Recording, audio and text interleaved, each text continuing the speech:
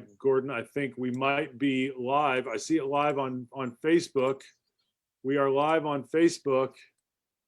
Okay. Friends, let's see.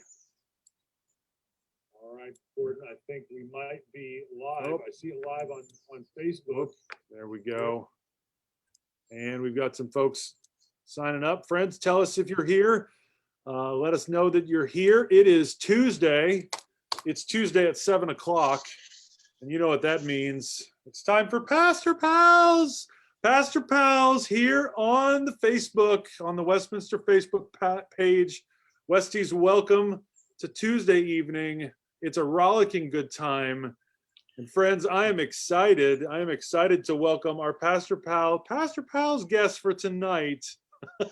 See, Gordon, I told you it was ridiculous.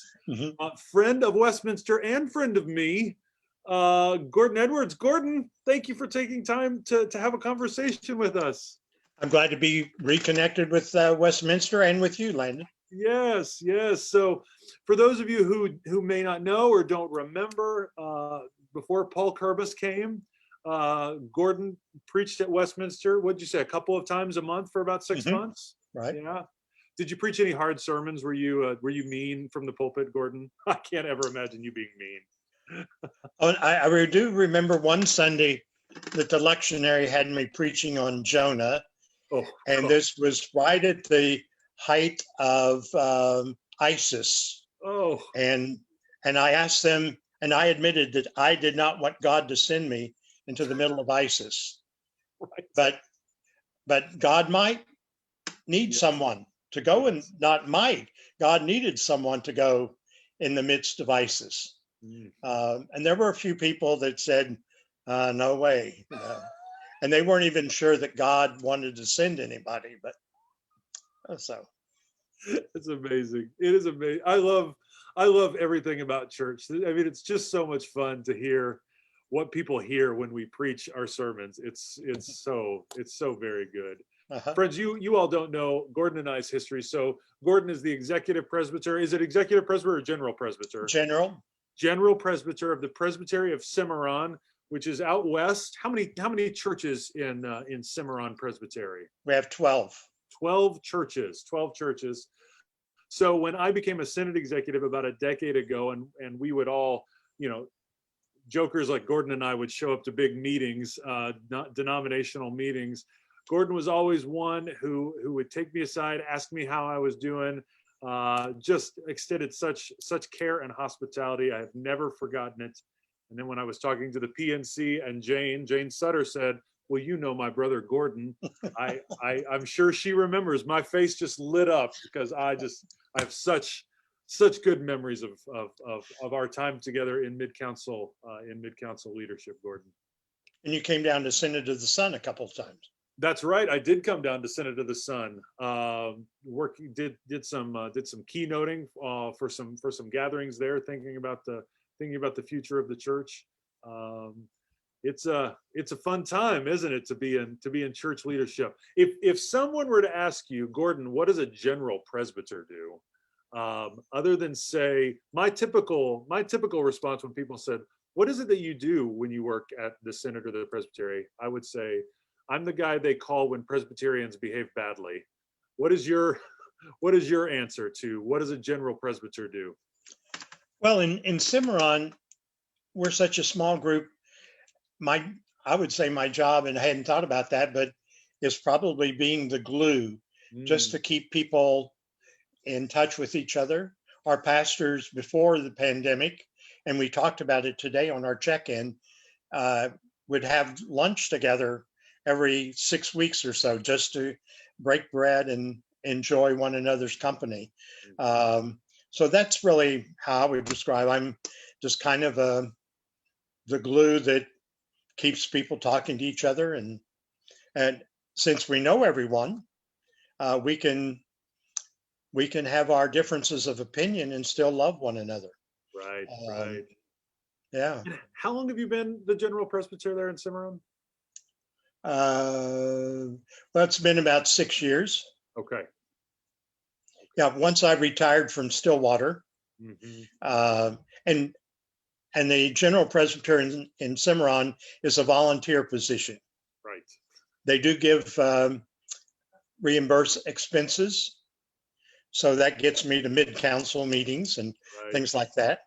Yeah. But the ruling elder, who was the general presbyter before me, reached the magic age of 85, and he decided he'd done this long enough and he'd like to quit. And suddenly they looked and said, "Well, you're retiring." I said, "Yes, but I'm moving out of the presbytery 100 miles to the nearest congregation." And they said, "Oh, that's all right. We'll pay the mileage to get you back in."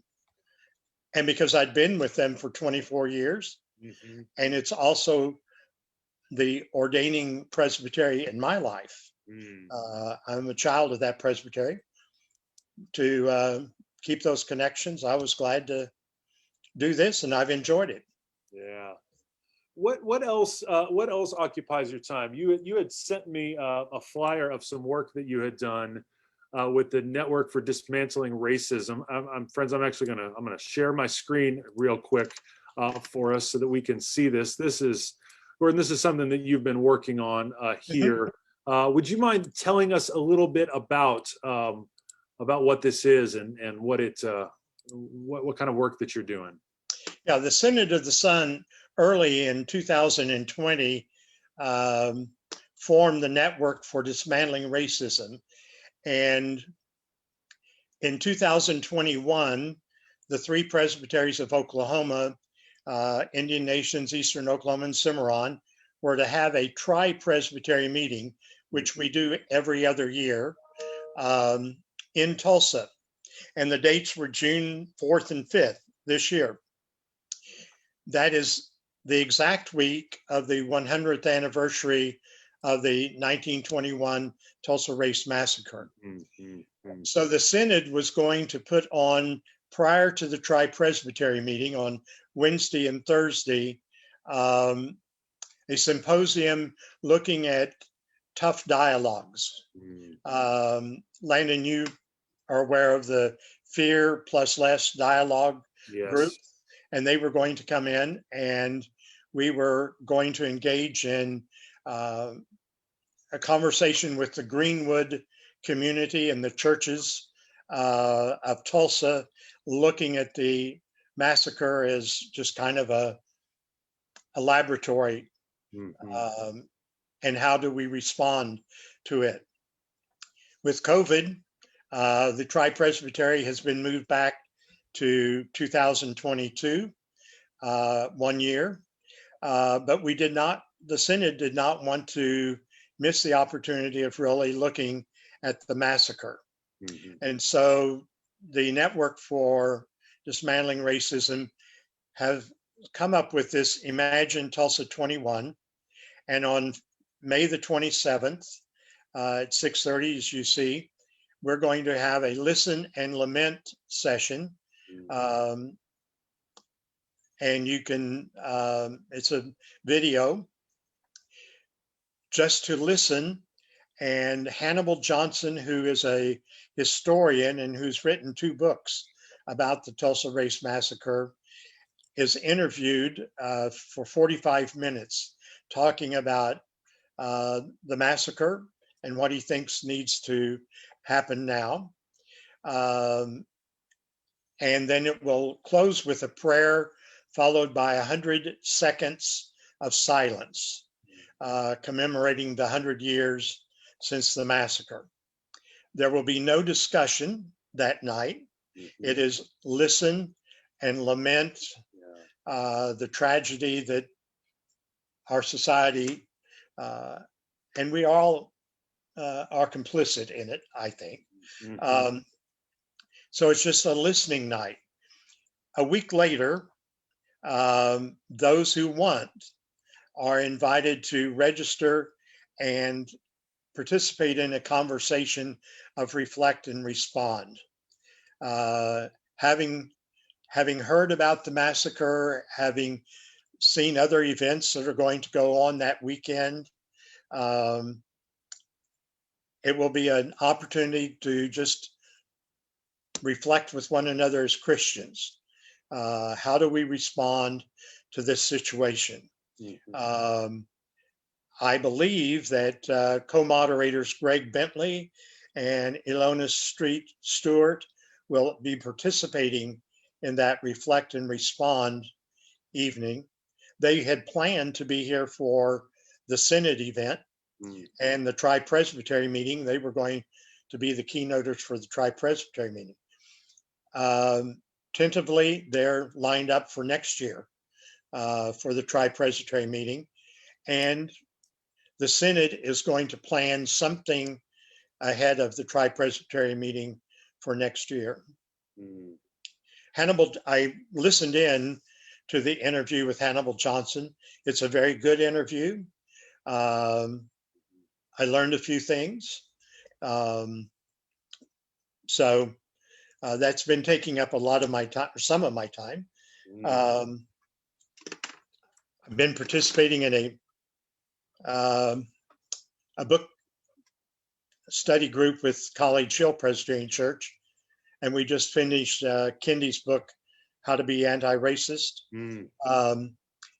And our last session, we said, now we need to hold each other accountable, and there may be events that we can support one another together. And so I tossed out last Sunday night, I would love to go to a candlelight vigil on May the 31st at 10:30 p.m. in Greenwood, which is the time that the massacre supposedly began. But I'm hesitant to go by myself. So I said, anybody in the book club willing to meet me at College Hill parking lot, and we will carpool and we'll go together. And fortunately, there are at least 4 other people that at this point have said, I will go. So I think it's important for us. I mean, racism is a white disease, right? Primarily. Right. And so I have to get cured first. And part of it is being present. At what point because this is a really helpful intro into some of this. Growing up my life mostly in Kansas City, and just because of the way that our American educational system works, it took me a long time before I learned about the massacre. In fact, it wasn't until my sister, who lives in Tulsa, was getting her degree and in criminal justice, and she told me about the massacre. I had never heard about it before, but it's a very pertinent, and I don't want to use the word fortuitous, but it is something that, particularly for Oklahomans, this is something that we can use as a way into a discussion about racism, systemic racism, white supremacy. And I know that's might be a hard phrase for people to hear. But you've done a deep dive into some of this now. How did that begin for you? How did it become a project that you were committed to being a part of? What kind of testimony can you give for those of us who are thinking, how can I be a part of some things like this? In February of 2020, it's hard to say how I got started, but in February of 2020, I arranged for our presbytery at a meeting. We have a 2-hour time of discussion and reflection. And at that point, I invited someone to speak to us about white supremacy. I didn't think I was a racist. But 5 or 6 years ago, someone handed me the book, The New Jim Crow. Oh, powerful. And as I started reading that, in the first 2 or 3 pages, I thought, I need to Google Michelle Anderson. Yeah. Is she Black? And then I wouldn't Google her. And then 3 or 4 pages more, I need to Google her. And I realized at that point that I was wanting either to diminish the impact of this book. Wow. what difference did it make whether she was black or white? Oh, But I realized at that point that my culture had just made me think that color was important. right. And so that was an awakening moment for me about racism. Mm, So in 2020, I just said, Cimarron, I would like to invite someone to speak to us about racism. mm, And at that presbytery meeting, the presbytery joined me in realizing that was a topic we needed to do.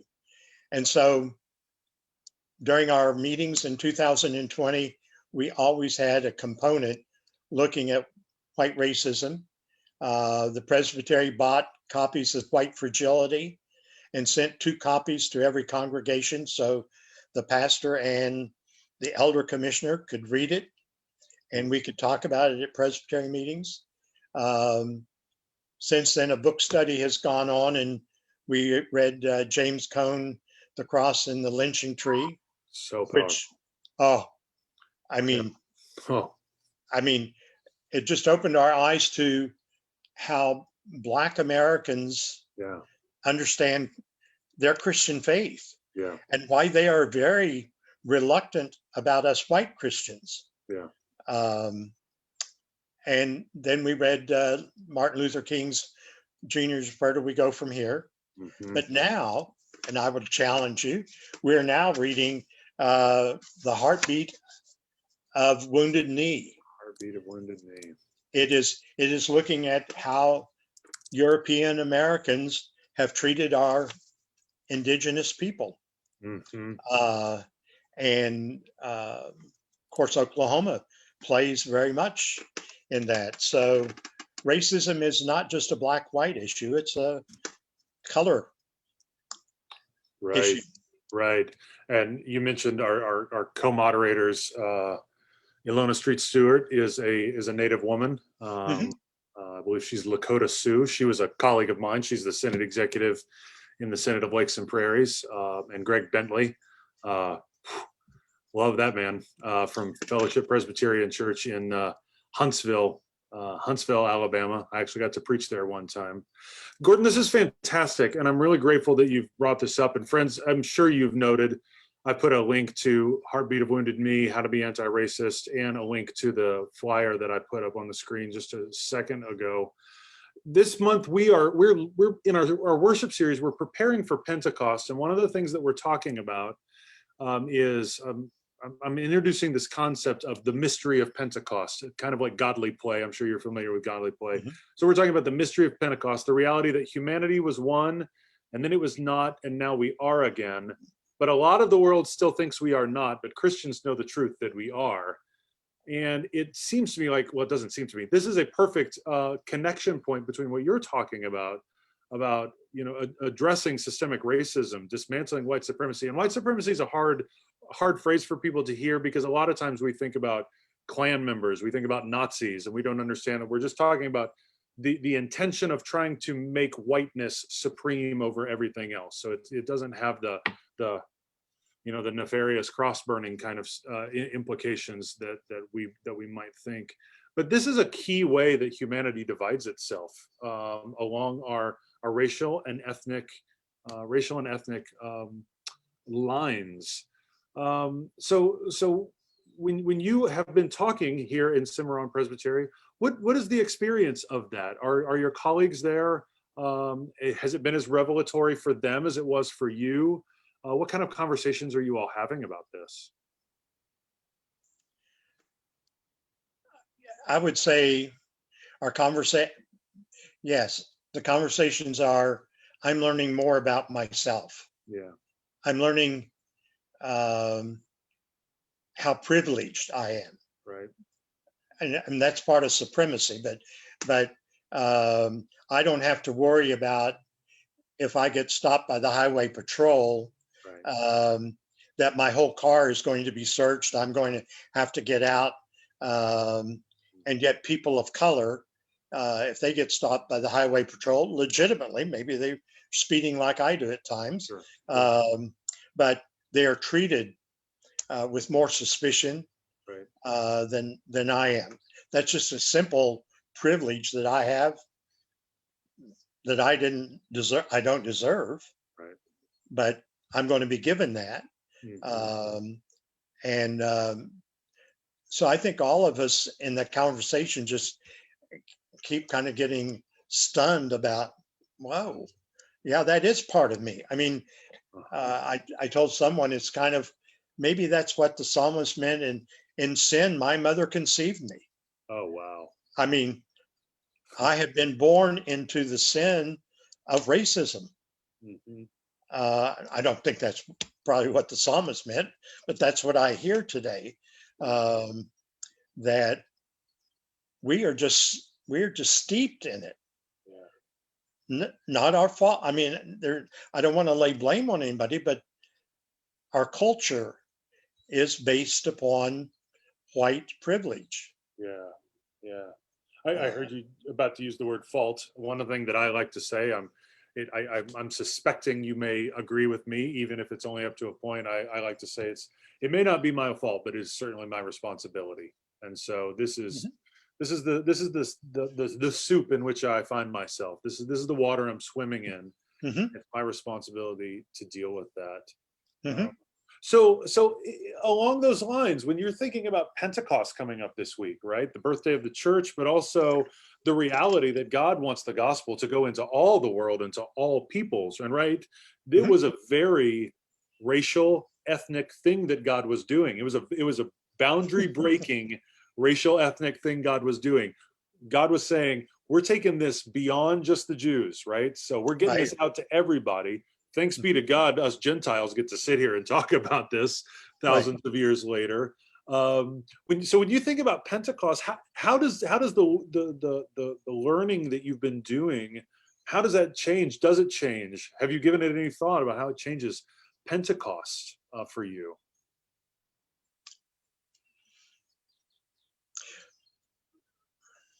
Well, it just is a bigger challenge. I mean, the Spirit really is sending it. And I don't know, I don't know about the people at the first Pentecost, but in my Pentecost today, and I get to preach Pentecost this Sunday at College Hill, and I love it. But um, part of Pentecost this year is really stopping and listening, and maybe identifying what your what is your background, so I can speak your language. Uh, I need to stop and think about what is your context, so that I can proclaim the gospel meaningfully to you. Um, and before I can do that, I need to hear a little bit of their story. Um, and it isn't going out and cramming it down somebody's throat. But the gospel needs to speak to the single mother. The gospel needs to speak to the Trump flag waver. The gospel needs to speak to the Hispanic worker. Mhm. But I need to become more sensitive and aware of their context. Uh, and the gospel needs to be proclaimed uniquely to every person. That is powerful. That'll preach, my friend. I'm stealing your sermon. I'm stealing Oh, your sermon. So, I Westies, you've already so heard the you're taping Pentecost. this. You're taping this. I can go back and hear what I said. Yes, sir. It will be on the Facebook page. You can absolutely do that. But I'm really appreciating it. I mean, that is a great way of interpreting that passage. Everyone has a different way that they hear their own language, so to speak, Mm-hmm. and making it implicit or making it explicit that our job is to be able to hear them so that we can speak in the language that they can understand with the gospel is right, because the gospel to you and I is going to be a different thing. We have different life experiences. We are in different contexts. And certainly, again, we've invoked our co-moderators, Ilona and Greg. They have two different contexts than even you and I. And so the gospel is going to be heard differently to them. That's a smart move, my friend. I like that quite a bit. Preacher to preacher, that's good stuff right there. That's very good stuff. Well, I just have to give credit to the Spirit works at times. Right, there we go. There we go. Oh, let's see. We've got some comments here. Several people are just so happy to see your faces. Jane says, "Hello, Brother Gordon." I'm trying to come up with some sibling rivalry thing, but you two are both just so nice. I don't think did you ever have sibling rivalry between you and Jane? No. Okay, that's the story, and we're sticking to it, right? Jane and I are two peas in a pod. I believe it. I believe it. Yes. Oh yeah. Joyce says, when I made the comment earlier, were you mean in the pulpit? Joyce Hickey says, no, he was very good. So there we go. Several others are commenting. Geraldine says, thank you. So great to learn about your journey, Gordon. Thanks for being open with us about the realizations you've had and what you're learning. That's a good comment. And I think that speaks to what this journey is all about, right? We have to be willing to say that there are things that we don't know, that we still have to learn, and to be able to be open about that. And I know that preachers talk about this all the time, right? If we are not clear about what we're learning, about how the scripture's convicting us, how can we expect anyone to say what they're learning and how the scripture's convicting them? Yeah. Oh, well, Gordon, this half hour has gone by quite fast, but I'm just so pleased that you took some time to be with me. Friends, you'll be pleased to know I've invited Gordon to be a part of my installation at the end of August, and he's checking his calendar. I think he might be able to do that. So that's going to be fantastic. Gordon, you're meaningful to so many of us, and grateful for your time. If you had one other than the things that you've already mentioned, how to be anti-racist, white fragility, heartbeat of wounded knee, what is one book or book recommendation or article recommendation that you would want to give to folks? What would you want us to be reading or taking in? Well, I'm going to go outside of racism. Do it. I mean, and I read still every 6 months or so. I'll pull down Marcus Borg's The Heart of Christianity. I think Marcus Borg helped me kind of break out of. I mean, years ago, I don't know, that book's 15 years old probably, or 2000, 2004 it looks like. Okay. It just helped me break out of a dogmatic Christianity into a living Christianity.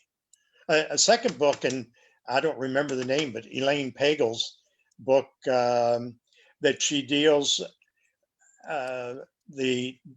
the controversy, do we include the gospel according to St. John, or do we include the gospel of St. Thomas? Oh, yes. And the difference that choice is made on the Christian faith. And she argues in that book that if we had included the gospel according to St. Thomas instead of John, we would be more open to the doubts, to the questions that we have about faith, and that faith is not something that we have to be afraid of asking questions about. Wow. And Frederick Buechner once said, doubt is the ants in the pants of faith. That's great. I never heard that. And so doubt makes us grow in faith. Right. So yeah, those would be the two books, I guess. I hadn't thought about it. Shame on you for not prompting me to think. My apologies, sir. You know, I have a colleague. We have a colleague, the Reverend Remington Johnson, who lives in Austin, Texas. Remington says Son, that. he's a child of Cimarron Presbytery. Yes, she is. That's right. When we pursue doubt and when we pursue this idea of not knowing, that's actually where the big discoveries come from. She put up a video about that a couple of months ago, and I was like, oh my gosh, of course, that makes total sense. So yes, Thanks, thanks for reminding me of Remington. She's a wonderful person. Yes, I've never met her in person, but I just know her online, and it's been a joy. Well, she was a student at Oklahoma State University. That's right. A graduate there, and then went to Austin. Yes. And so I have walked along beside Remington. In fact, maybe 2.5 years ago, when I was in Austin, she and I had lunch together. And yeah. Yes, that's a big brain and a big heart right there. I look forward to someday getting to know her personally. Well, Gordon, thank you for taking time again. Half an hour goes too fast, right? But I'm excited about the possibility of seeing you just in a couple of months at my installation here at Westminster.